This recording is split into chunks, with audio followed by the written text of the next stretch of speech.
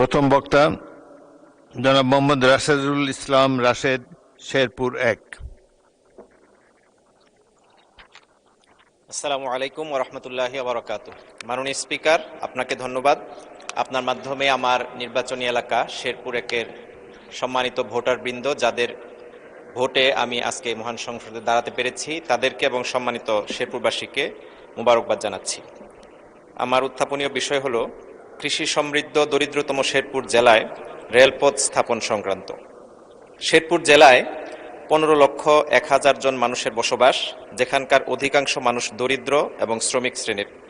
শ্রমিকদের বড় সংখ্যক মানুষ গার্মেন্টস কর্মী, যারা রাজধানী ও তার আশেপাশে কর্মরত। কৃষি পণ্য ট্রান্সফার করাও এই জেলার মানুষদের জন্য ব্যয়সাধ্য। শেরপুরে রয়েছে নাকুগাঁও স্থলবন্দর এবং বেশ কয়েকটি পর্যটন কেন্দ্র। এমতাবস্থায় যাতায়াতে রেলপথ নিরাপদ ও সাশ্রয়ী হওয়ায় আমার নির্বাচনী এলাকা শেরপুরে রেলপথ স্থাপনের দীর্ঘদিনের দাবি পূরণের কাজটি অত্যন্ত জরুরি ও জনগুরুত্বপূর্ণ বিধায় মাননীয় রেলপথ মন্ত্রী মহোদয়ের দৃষ্টি আকর্ষণ করছি। মাননীয় স্পিকার, আমরা আমাদের এই দাবিটি দীর্ঘ সময় ধরে বিগত ফ্যাসিবাদী আমলে আমরা করে আসার পরেও এর বিষয়ে কোনো উদ্যোগ নেওয়া হয়নি, অথচ আমাদের পার্শ্ববর্তী জেলা জামালপুর এবং পার্শ্ববর্তী জেলা ময়মনসিংহে রেলপথ রয়েছে।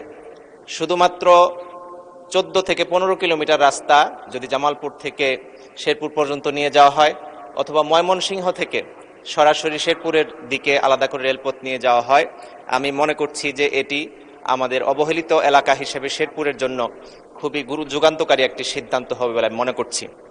সেই বিষয়টিকে সামনে রেখেই আমি আপনার কাছে, আপনার মাধ্যমে মাননীয় মন্ত্রী মহোদয়ের কাছে এই দাবিটি উত্থাপন করলাম। আপনাকে ধন্যবাদ মাননীয় স্পিকার।